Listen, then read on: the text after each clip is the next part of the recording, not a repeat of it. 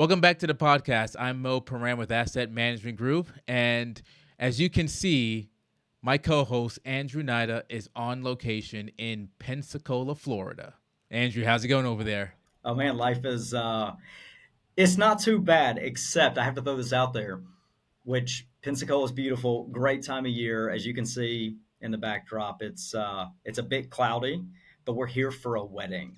Okay. And it's actually my wife's brother. So my brother-in-law is getting married tomorrow, and I have been chosen to do the wedding. So Oh, okay. I'm a little stressed right now. Doesn't quite feel like a vacation, but it's gonna be absolutely incredible. So yeah, so that's why we're down here, and we got the wedding tomorrow evening on the beach. And so I actually went out there yesterday evening, and I'm thinking, man, the wind's blowing. Like, how loud am I gonna have to talk? All the things. Yeah. Uh, but anyway, Don't all the get. things that probably don't matter, and I should just relax. Yeah, remember, it's not your wedding, So you just have one of the most important parts of the wedding. So, but yeah, Yeah, no, have a good that's right. time. I've seen you do it before. I've seen you officiate weddings in the past, so you do a really good job at it, and you'll be great. You'll be great. I have faith in Well, you.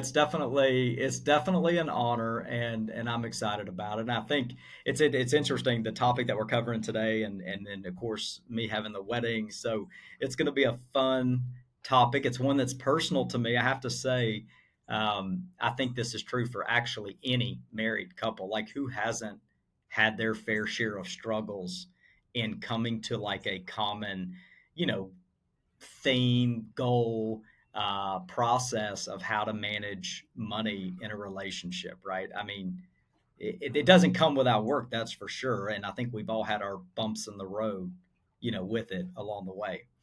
Well, money is an emotional subject for everyone. I would say, and you're bringing in two individuals who have two different histories, two different views of money, typically, two different ways of processing money. Whether one person's a saver, one person's a spender, or even if both of them are spenders or both of them are savers, just the way they operate can be completely different. And now you're bringing in two people again with their own history, their own views of money, and hopefully bringing it together in a cohesive manner. And so you take the emotion of money by itself, and then you take the emotions of being married and creating a family and building a family and trying to merge it together. So yeah, in our line of business, we're constantly speaking with couples about their financial goals, and it's funny. Some person may be a little more riskier when it comes to their investments than the other. There's usually a spender in the room and a saver in the room, and there's an eye roll here and an eye roll there, and our role and our job is to kind of bridge together, right? Bridge those two together to have a cohesive plan. And I think it's timely that we talk about this. One, because you are, again, you're officiating a wedding, but there was a recent study that said that 45% of couples argue about money occasionally, and one in four Mhm. say that money challenges is one of the biggest challenges in their relationships. Yeah, I think it's clearly one of the primary challenges that relationships face, marriages. It's what they face. And you were talking about just the fact that we all kind of come to the table with a whole different viewpoint when it comes to money, and sometimes we forget that. I just look at my personal marriage, and obviously my wife was raised dramatically different than I was. I was, born in a home with a mother and a father, raised with a mother and father, and my wife was raised by her grandmother. And I say that to say that not neither one is like right or wrong, but obviously one grandmother who's working multiple jobs, doing all she can to provide, and is different than the scenario that I was raised in, right? So obviously and naturally, um, Amy's going to come with a different viewpoint, a different way of processing the use of money. We see that too, Mo, with different generations, right? These are I think common truths that we all understand when we look at it from that perspective. You have, the generation that went through or was actually maybe born or raised, that latter part back in the back half or the ending of the recession, or maybe their parents went through, not the recession, the Great Depression, or you have children that were raised by parents that lived through the latter part of the Great Depression, and I think of just like conversations with Mama, who raised Amy. She lives with us, and so I've talked to her some about it, and she doesn't. She was a very young child at the time, but the reality is her parents grew, they were going through it. So the way that they parented, the way that they addressed money, what she saw and how money was handled day to day created a total different conviction, right? That you see even pop up today. As an example, the jar of whatever in the fridge that says it is out of date, in June of 2025. Okay, in my fridge, it's thrown away. In her fridge, it's going to be there June 2026. You know what I'm saying? So, but I say that lightly and The funny. tongue in The cheek, yeah. reality is, yeah, it's the truth though. She has a different way of looking at really all things because of that experience and her parents' experience, just in the generation that they were born and raised in. Yeah, in that generation, there was scarcity, and so you never knew when your next. I won't say as bad as when your next meal was going to be, but you just never knew what tomorrow would bring. And in our generation now, I mean, there's this demand for more, right? Consistency for more, and even in an environment right now where we're seeing rates increase, where we're seeing inflation increase, but we're not seeing consumer spending decrease. So it's a completely different type of generation that Mama grew in versus a generation now where you know even when COVID hit, right? I mean, yes, the malls were shut down, but once they're opened back up, I mean, there were cars back. I mean, people continue their shopping patterns till then, right?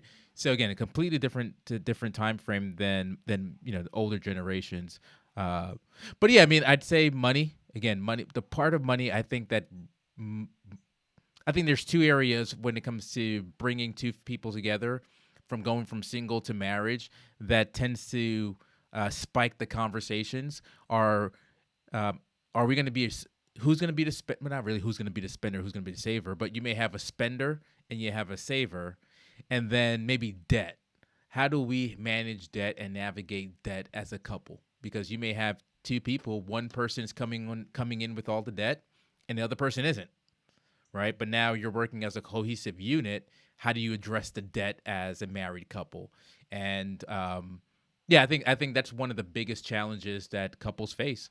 Yeah, no, it is. And the reason, I think if we just talk about like some of the challenges in general that couples face when it comes to the topic, uh, probably just the ability to be vulnerable with each other in a safe place. I think that is, like you're bringing up the topic of debt as an example. So like whether you are married and you've been in a relationship for, you know 20, 25, 30 years, we still see it today with clients that have been married for quite some time. It's still a topic that's hard to come to together and have a safe and productive conversation on.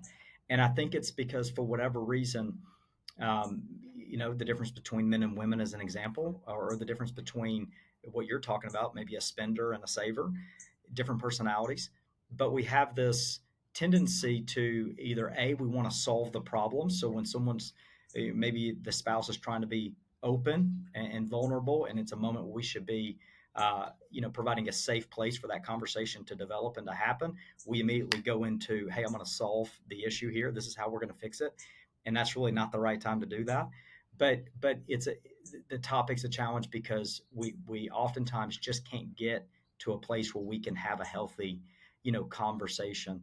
And I think that's, also one of the bigger challenges that we face. And I know on the back, we wrap this up. You and I are going to talk about like exactly some steps to take to make this a conversation that's normal, a conversation that feels uh, basically creating success ahead of time, having a game plan on how to approach the conversation. So we're going to touch on that. But I think vulnerability and transparency is the key. Um, not to go too deep on marriage in and of itself, but I guess since I'm doing a wedding tomorrow, I could throw this out there.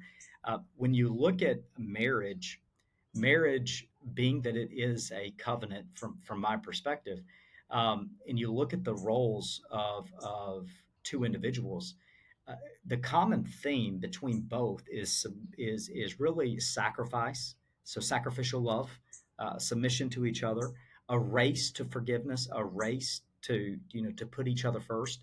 And so if we can get that at the core of the conversation of money, then we can always be focused on the other, not so much ourselves. And we can really take time to listen, to understand where they're coming from, to understand why it is they see more value in going on an extra vacation and you see more value in putting more money in your 401k, right? We've got to start with that base of just being willing to be a student of your spouse and to learn kind of where they're coming from and to be patient to allow them to articulate that. And sometimes, I'm going to just be transparent here. I can't tell you how many times in my marriage I have come to the table and brought my spreadsheet, you know, that's got all the different things in it, and Amy's like, "What? No." Like she's just not there. That's not her thing. She doesn't think finance in that order. And so we have had to go back and forth, and I had to be willing to sacrifice in a way that allows us to create a plan that works together. And I think that begins with vulnerability, and the only way you can be vulnerable is to create a safe environment for two spouses um, to be able to communicate clearly with each other and in a patient way.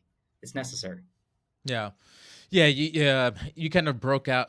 You kind of broke up in a little bit in the beginning, but I kind of got the gist of it. I think the part where you broke up before was where you mentioned about being a race to the bottom, right? So I'm thinking you're talking about being more of like a servant, and like serving your spouse, and what that means is putting in some of your assumptions aside to to help and be a student of your spouse and studying your spouse, and not necessarily going into immediately try to fix them or make them see your point of view, because again, it's just coming in as a collective.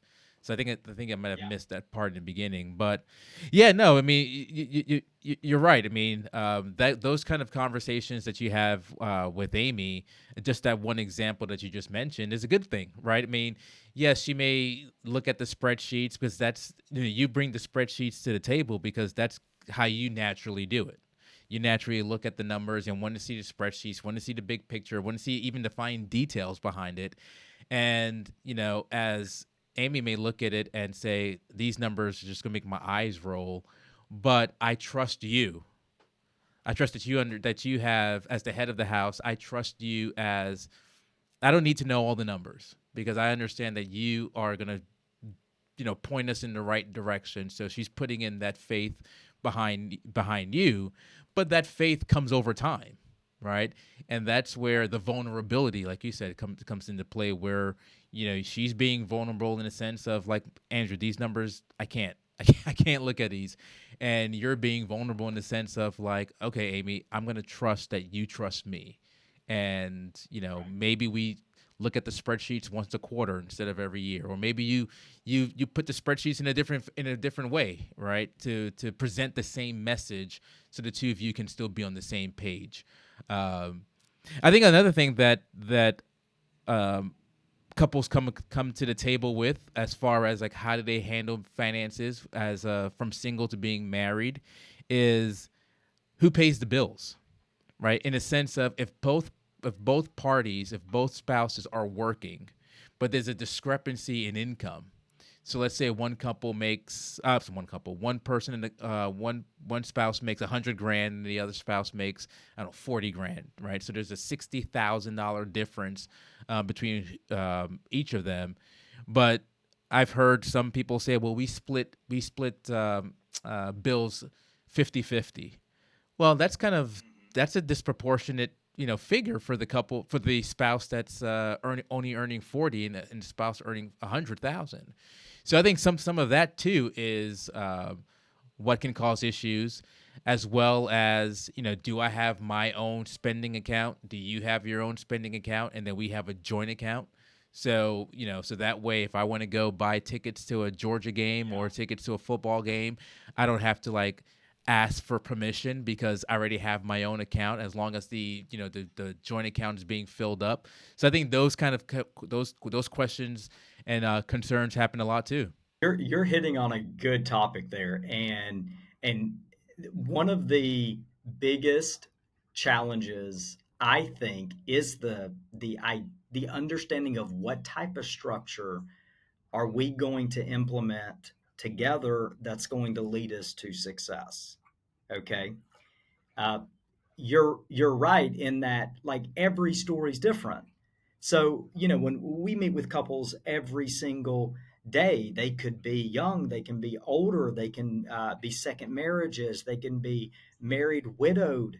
Um, they could come from a past relationship that was abusive financially, or heavily weighted and controlled by another party, right? So every relationship is different. And I think it's fair to say that there is no hard, fast right or wrong, okay, when it comes to the structure, as long as both individuals are on the same page and how they implement. Now, let me give you an example here.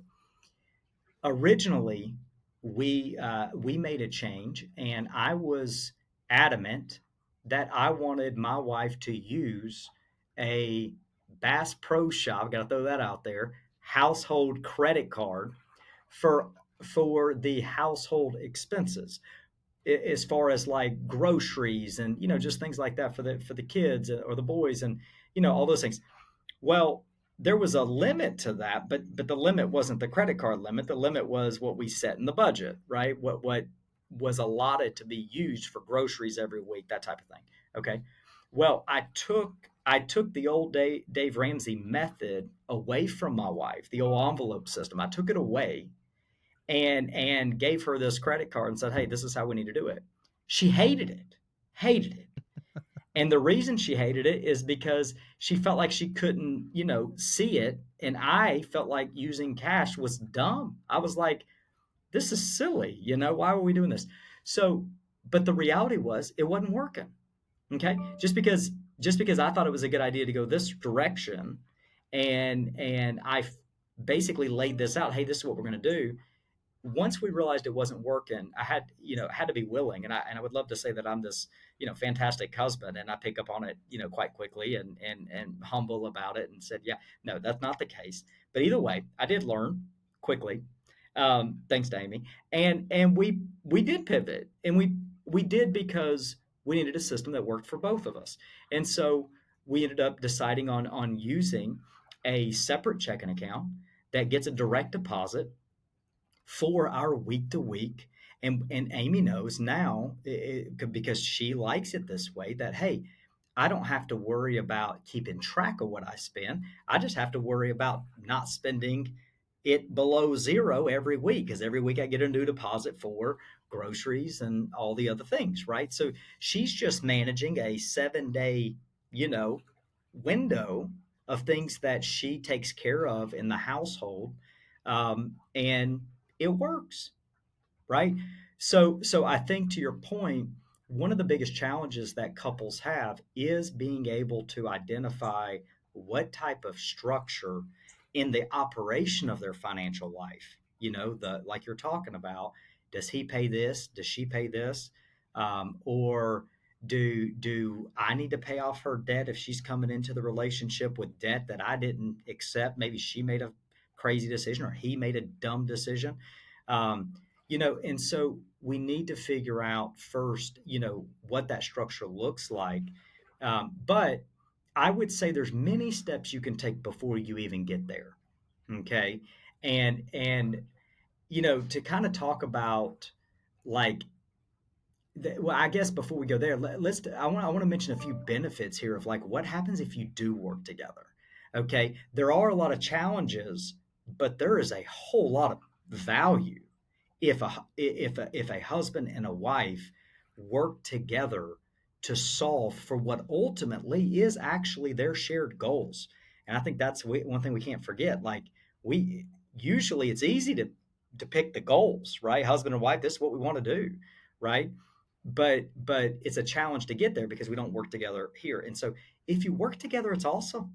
Like even the IRS likes it from how they treat you in taxes and how they treat you or tax planning, deductions. I mean, there's a lot of things out there that's super beneficial if they work together. No, that's true. That's true. Yeah, that's a funny thing you mentioned about the IRS. But yeah, the IRS hates married filing separately. There's limitations behind um, R- Roth IRA contributions. There's the taxation on Social Security. I mean, the IRS just does not like married filing separately. And I don't know. I doubt it's the reason why we're thinking. But the point of the fact is, a unit, which is what a marriage is, only works when both are on the same page. It only works that way. You can't if the foundation isn't set, then the house is susceptible to fall. And so Mhm. if money issues are one of the most um, argumentative topics, hostile topics that enter into a marriage, then coming in with the right foundation, the same core values, and a game plan that works for you specifically, not your best friend, not what you hear on the internet, literally what works best for you. And that's the plan that you need to focus on and work on. And just like we always say to our clients, financial planning is a living and breathing thing. So is these money conversations. So are these money conversations. So are Mhm. these strategies you're putting together within your own household. It's living and breathing. You and Amy decided to pivot from the Bass Pro Shop credit cards to going to something that she felt more comfortable for her, and it was almost the best of both worlds, right? You're still able to. I'm not sure if you're using a Bass Pro Shop card for this, but you're still able to use it in a more in a way where cash is just not being spent, that way. But Amy knows now that she has a limit that she can work on a monthly basis that works best for her. So I Right. think that's a key thing in a relationship when Mhm. it comes to handling money. One person shouldn't be rigid so that the other spouse feels that they can't be vulnerable. I think one of the key things that a key word we keep mentioning is vulnerability.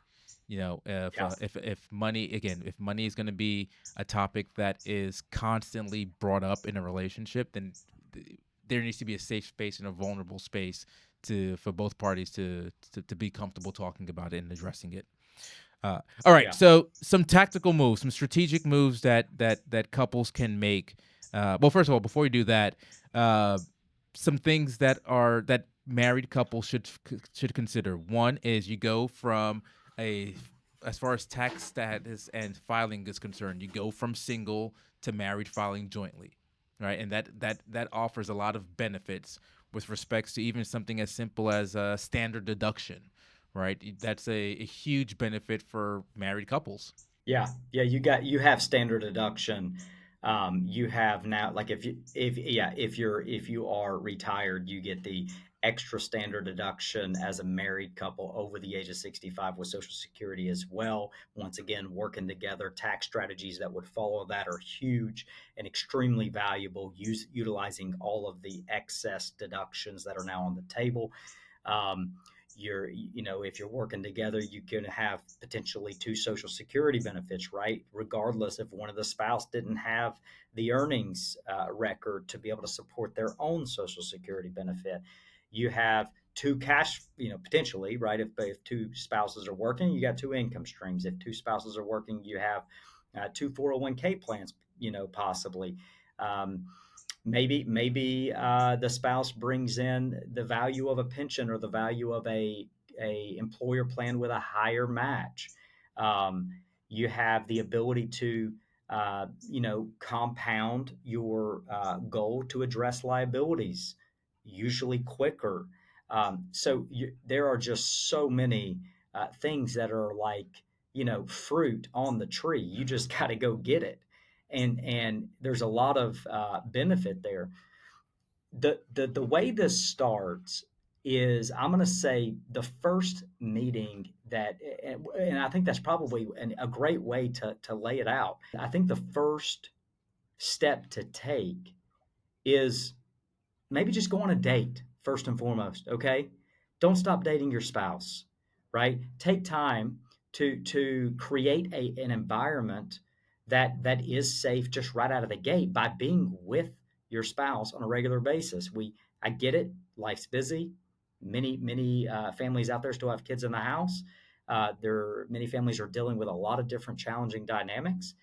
You have to have that partnership in a healthy place, and there's no better way to do that than to spend time with each other. Put the stupid devices down. In the evening, when you're in the bedroom and you're getting ready to go to bed, shut the TV off or get the TV out of the room if it's a distraction.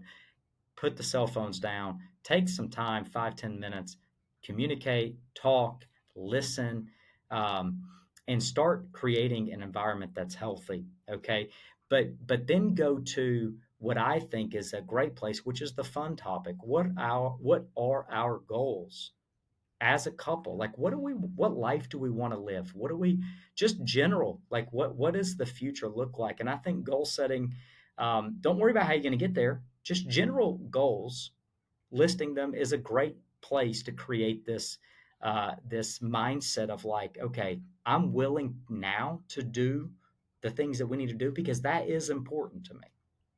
Yeah. Yeah, I love the fact that you said don't worry about how to get there, because if you're in that session, in that meeting, in that date, if you're thinking about, well, how am I going to get to the vacation house? I really want a beach house. How am I going to get there? You may not know the path, and you may start to limit yourself because you're not sure of where the path what the right path is to get there. So I think one of the important things of in these goal dates is that you dream big. You have, God willing, depending when you get married, 30, 40 years together, right? So let's dream big. Let's and you'd be surprised too. Probably there's something that Amy has thought about in the back of her mind that she hasn't brought to you before. And you'd be surprised, like, wow, I didn't know you wanted to do that. And maybe you don't want to do it, but you could see how important it is to her. So now it becomes a priority to you. And now the two of you can kind of build this plan of how to get these goals and how to accomplish these goals. Uh, so I'd say, okay, so if we have this date, this meeting of the mind where we're laying out the goals, I'd say probably the next thing would be is to now maybe audit, right? Audit where the two of you are. Auditing bank accounts, credit cards. If there's debt on the table, let's look at the debt. Let's understand, what the interest rates are, what the minimum payments are. How much do you have in your 401k? How much do we have left on the mortgage? Right? Literally bringing everything to the table, and now let's just look and do a financial audit on where we stand. Yeah, in this, so we're going from one of the funnest meetings to maybe one of the most challenging meetings. And this is where the safe environment has to be. Okay, so when you're doing the audit with your spouse, or if you're preparing to get married, right? This is also something that needs to happen. I think it's absolutely foolish to not have this conversation ahead of entering into a commitment and a covenant like marriage.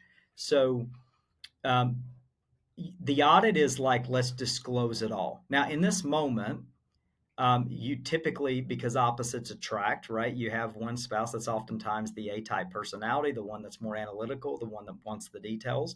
Yeah, the other one that's, more general and doesn't, a little timid maybe to go there.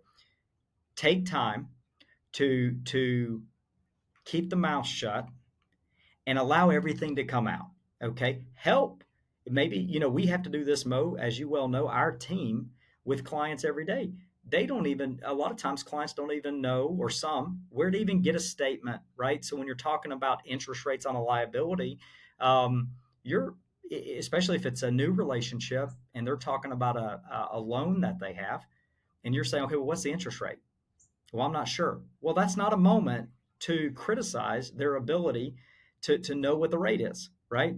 Take time to help them. Oh, okay, well, that's fine. We can figure that out. Let me show you how to create an online account, and we'll log in. We'll get the statement. This is a time in the in this set in this point of the process, in this meeting too, if you will, to just get all the information. And when we talk about all the information, here's what we're talking about. If it's a liability, we're talking about, when did the debt begin? Okay, what's the opening of the loan? Okay, at that point, what's the original balance? What's the interest rate? Uh, is there a payment plan? And if so, is it interest only? Is it principal and interest? What's the term, if there is a term? Let's just get all the important pieces on the table, and let's go through all of that with the liabilities that we have. Then move to the equity side. What type of assets do we have? Um, is it, if you don't know how to answer like how it's invested from a risk perspective, that's something an advisor can help with. But if you have a 401k, great. How much do we have? What are we putting in it? What's the match? What's the allocation look like? Get it all out. Get it all out. I always like to, I heard this, I'm going to steal it from an individual that had a marriage ministry. And they said, look, anything that you're keeping in silence, or basically in private, it's like a, for someone, especially when someone else should know about it, it's like a beach ball that you're trying to keep underwater in a swimming pool. And I think that's a good visual, because if you think about a kid, or think about like back, you're trying to hold this beach ball underwater, right? You can do it, but in the back of your mind, I'm going to flip this thing at some point. Like at some point, this thing's coming up, right? And so, and it's so true. So right now is the time to like let it all out, get all the details on the table. This is the audit meeting. Okay. After that, take a break, go on a date, have a glass of wine, chill, enjoy, put a week or two in between. But then we're going to go from that audit to really this prioritizing of the information that we just laid out in this audit meeting. And prioritizing is important. Yeah, yeah. Now, I love the fact that you said to take a break, right? Because this is, depending on how the conversations go, it can be very mentally exhausting, right? So you do want to take a break, right? But I think also taking the break also shows that there's progress being made, right? I mean, like, look how far we've gone, and maybe over from meeting one to meeting two, maybe that's a 3 week process, right? But over the course of 3 weeks, now both of us know where both of us stand as a couple, right? Or as a couple getting ready to get married, right? We all know where we stand. And now the prioritizing portion of these series of meetings, I think, give us the direction of where we're going to go, right? Because now that we have all of these goals in line, now we know where all the assets are, how much we have. Now we can start to rank these goals in order. Which debt are we going to tackle? Which debt are we going to tackle first? How are we going to save? Which if even something as simple as, wow, you're working, I'm working. I didn't realize we're both on separate health insurance plans. Why not look and see if we get on a family plan, save $200? Like things like that starts to happen. But I think the prioritizing is like the tip of the arrow. We know the direction of the arrow, where the arrow is going with that tip, and this prioritizing meeting is just lets you know, as a unit, it's the map, right? It's exactly which direction we're going to go to the finish line. Yeah, and I think some good like steps to consider in this point of the process is, when you're looking at prioritizing a list of items, you may have to take a moment and trust the other individual that may have more skills when it comes to being able to think through some of these things, right? So, where one spouse may say, "Hey, I think this is a priority of something we need to address sooner than later." The other individual may say, "I don't understand that. Why?" And so at that moment, you're really writing down as you go through each of these items, why why is this a higher priority than another? Why is this um, credit card debt an issue? And you're not fighting about whether it is or it is not. Right now, we're not building the plan. Right now, we're identifying points that will prove at the end why it's more important than another. Okay, so you're working through, you're trusting each other a little bit here, you're listing out, and so if there's a difference in opinions when it comes to a specific item, then we're not going to jump and say, well, that's foolish, you're wrong. We're going to say, okay, well, explain to me why you think that, this is shouldn't be this way. And then you just listen. And so I would take that approach through this process of prioritizing the list of items. And then from there, and I think just to give some general fast rules here, okay, obviously, I'm going to reference the old Dave Ramsey approach again because I think it's extremely simple. Not that all things are true and accurate, you know, I better be careful here, but from what Dave Ramsey says, I think it's fair to say, why not? Not all things are true and accurate, but what I will say I do like about it is simple. Start with the liabilities. What's the biggest debt? What's the highest interest rate? Right? Those have to be higher on the scale of priority uh, because it's important. Funding 401k is also important, but maybe not above the match. So, there are those fast rules. We want to fund the 401k up to the match. That's huge. It's free money. You're doubling your asset as soon as you put the money in. There's no other investment that's going to do that quick. We move to the debt, highest interest rates. Let's start there. Um, and then we can build a debt strategy, but we're not there yet. We're just prioritizing. So go with that outlook. Keep it safe. Once again, if anything arises emotions to a level where it starts to get unproductive, pause, take a break. We'll revisit it later. Okay. Progress is the key, and there's nothing you're going to do in the next week or two that's going to change your outlook financially dramatically. Okay. So we got a little bit of time to fix it. Um, from priority or prioritizing, we then jump into my mind's going blank. What's a good next step here, Mo? Cash We go to flow. priority to cash flow. Yeah. Okay. Depending on how well you and your spouse, significant other is in analyzing cash flow would depend on right now if you need to bring in a third party. Okay. You would want to bring in a third party like a financial advisory firm if number one, you guys can't communicate well, so you need someone in the mix, um, or you're a little lost in how to actually break down cash flow. Okay. Remember, cash flow is the key. It's the key. Okay. And why? Um, Why do you say that? Just to let I mean I know, but just let the right. audience know why cash flow is the key. Right. Well, I mean, think about it. Like, it's first off, there's the writing's on the wall when you wake up and do something to create it every day. Okay. If you're spending the majority of your time to go and generate cash flow, you wake up, you're spending 40, 50, 60 hours a week away from each other to create this flow of cash coming into the household, then obviously it's vitally important. And we know that it's important to the day to day operation. But analyzing it too is extremely important because it allows you, and hopefully, if once again, if you can't do it, bring in a firm to understand the intricacies of how your cash flow is set up, the frequency of how it's coming in, maximizing that net cash flow by utilizing different items or removing different items. A lot of times, one spouse doesn't know what the other spouse has withheld out of their paycheck, right? They're paying for a variety of different things that they don't need, right? Get it out of the way. So we need to go through cash flow, truly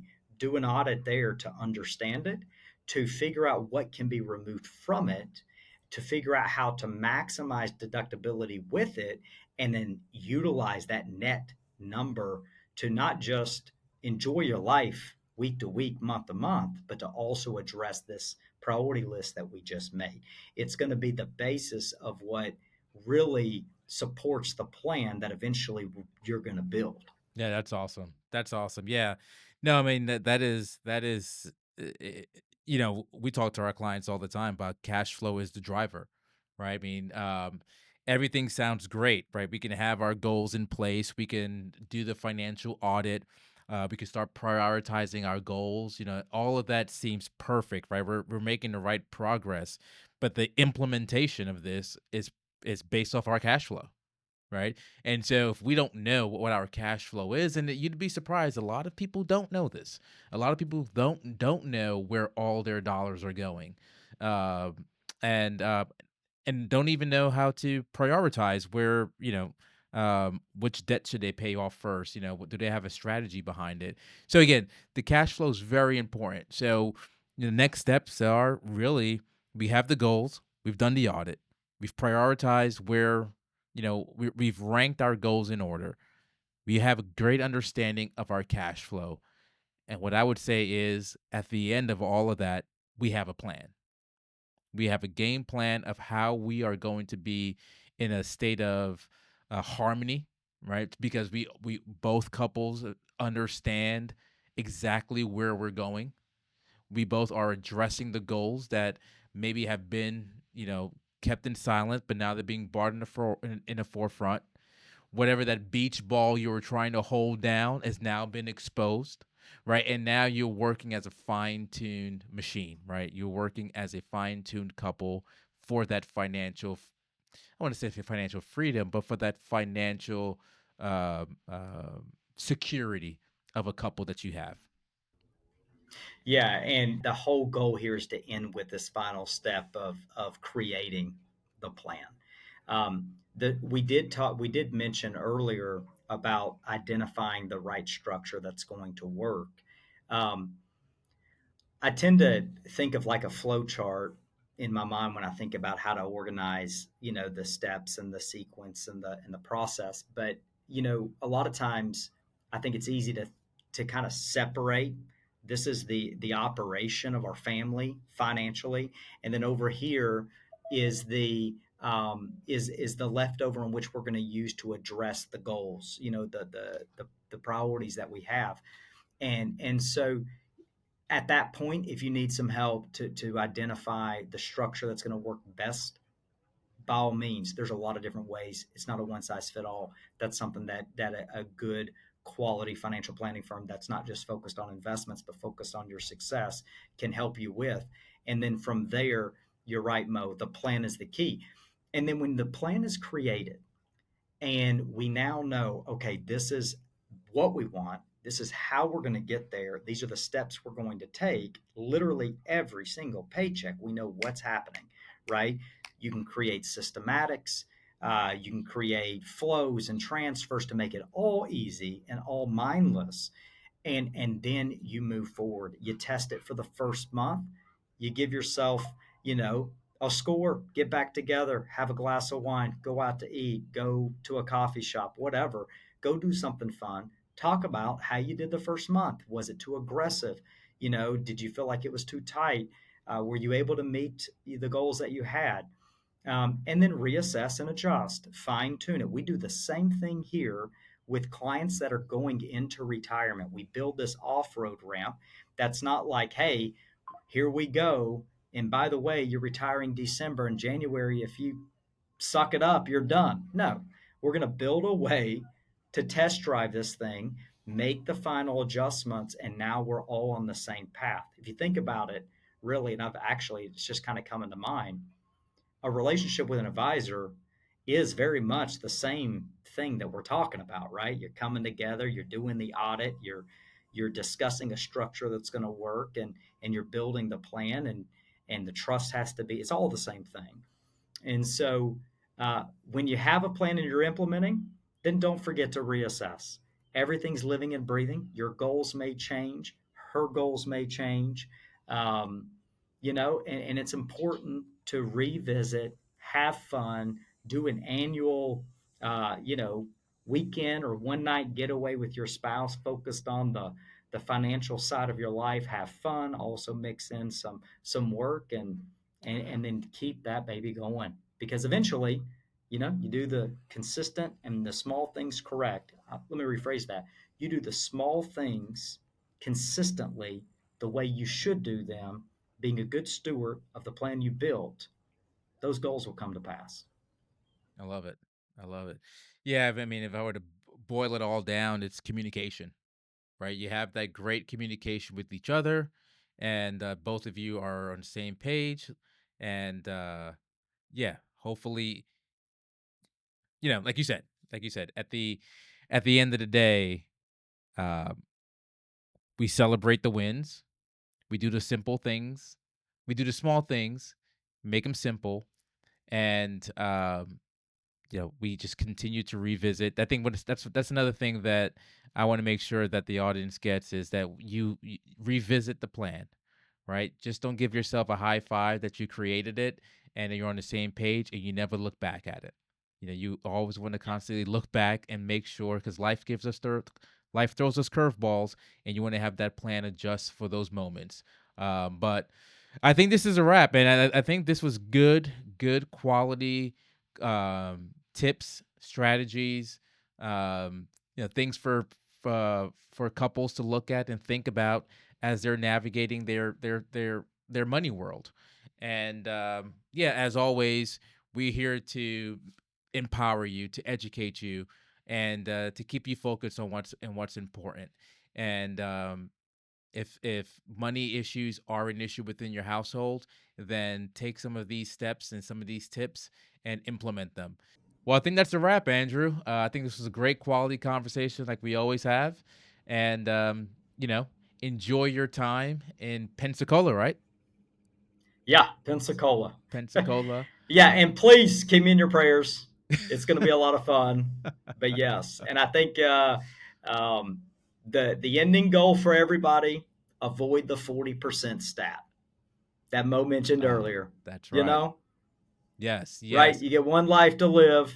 Let's avoid what 40% of married couples face, and ultimately is the end of their relationship. Don't let it be for you. Take time to lock in, and and you'll find yourself successful. That's the key, right? Why not? right, right. That's awesome. Well, it was great conversation as always. And drop a comment below. Let us know if this was helpful. Let us know if we've missed anything. Are there any tips that you're implementing within your household that you feel like the audience should know, that we should know, that we should implement with our clients? Just let us know. Be engaging and drop some comments below. And as always, like, subscribe, and share this video with someone who's getting married, someone who's newly married, and as always, we'll see you next week for another conversation. Take care.